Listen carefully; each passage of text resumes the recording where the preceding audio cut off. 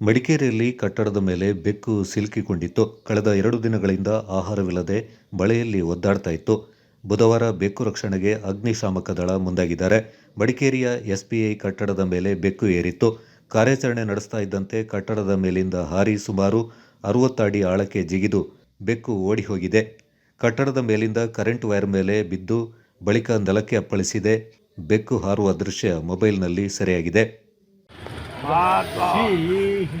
ಒಳ್ಳೆ technique ಬಚಾವಾಯ್ತು. Wire news ಇದೆ.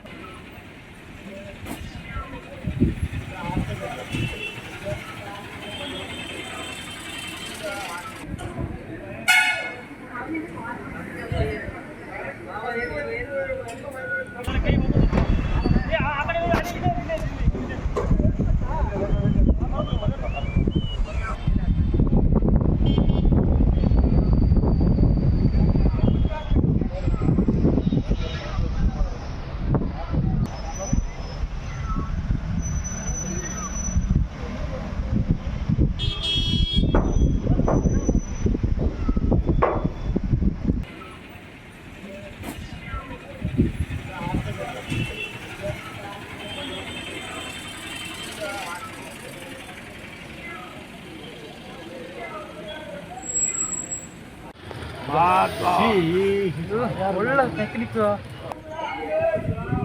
Wire